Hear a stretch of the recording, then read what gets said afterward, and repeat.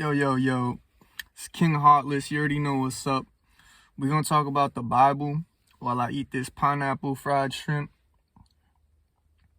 Pineapple fried rice with shrimp. Alright? So, right in the Bible, one of the books of Kings or whatever, right? There's Jehu, who's the Jezebel killer, right? Jezebel was married to Ahab, who was the king of Israel at the time, right? So they're worshiping a false god. They're not worshiping the Hebrew God. And then they got Jehu, who comes in, right, and wipes all of them out, kills all of them, him and his men, whatever. They kill Jezebel, Ahab, and all their kids too. They all fucking die.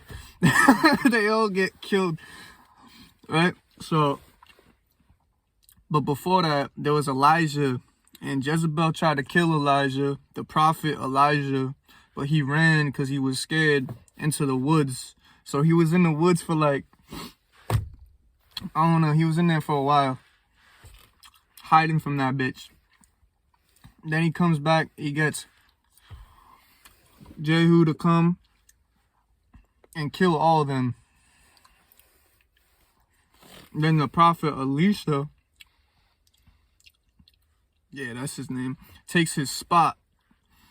And like the kings and the prophets work together.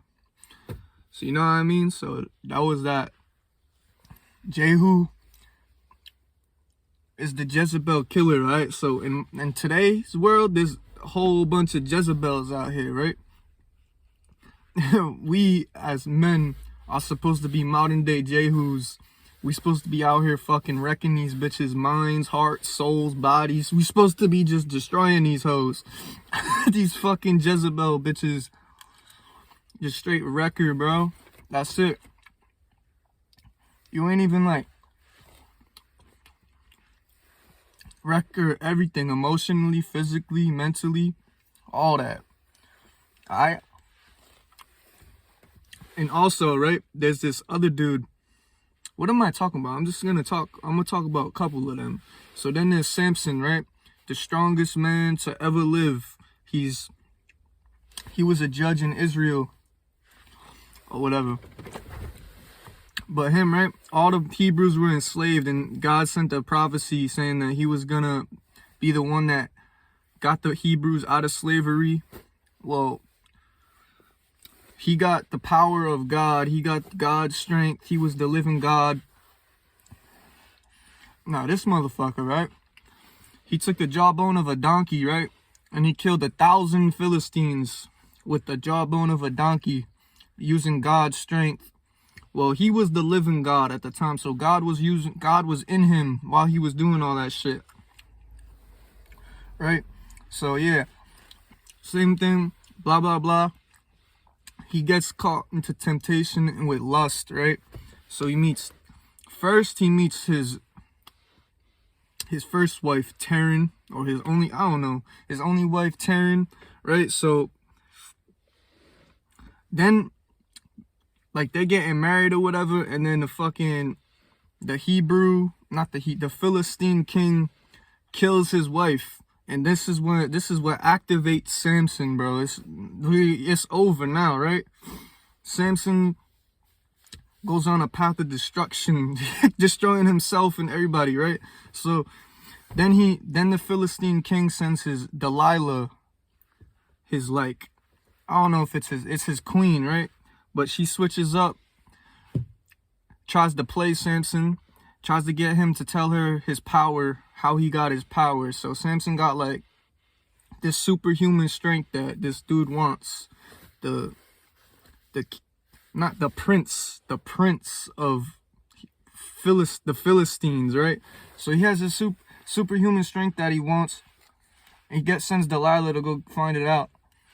Samson doesn't know the whole. Well, he kind of knows, but he's too stupid, right? Because she's beautiful, so he just wants to hit it. So So he falls into lust She cuts off his hair, right? Boom, because he tells her that that's where he gets his strength from. He's not supposed to drink wine. He's not supposed to cut his hair.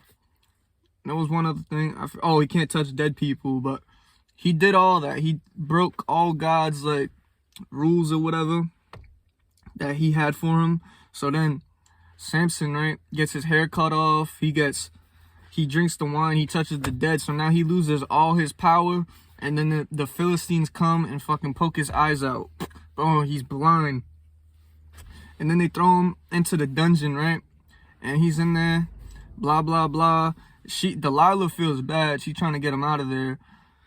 But he says free his brother instead, so his brother gets freed. And then they take Samson to be executed in front of everybody. So then this is the last time that God gives Samson his power, and he just destroys the whole Philistines and everything, right? And then this brings us to David. And David, bro. So Samson's dead.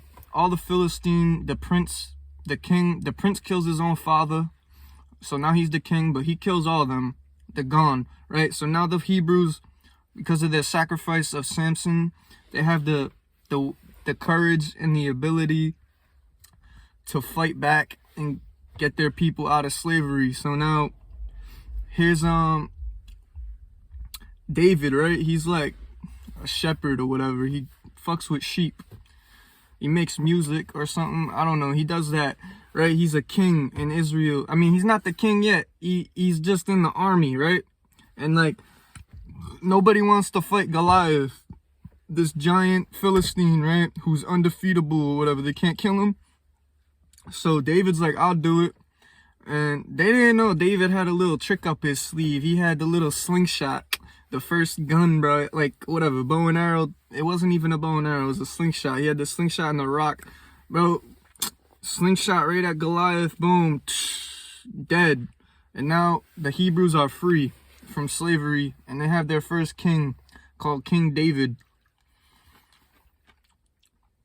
Those are some Bible stories. I know I kind of fucked up a lot, but that's who it is. Jehu, the Jezebel killer. Samson, who got played by Delilah, the strongest man ever to live, got played by a manipulative female, Delilah. And then there's like David, man. David's like the underdog story. God always favors the underdog. Well, not always, but God loves the underdogs. So there, David was the underdog. Boom, took that motherfucker out. But yeah, these are just some stories to live by. Look, you could take them literally, you could take them metaphorically. But to me, I think they really happened. So, but those are some crazy stories from the Bible. But you know what it was, bro. King Heartless.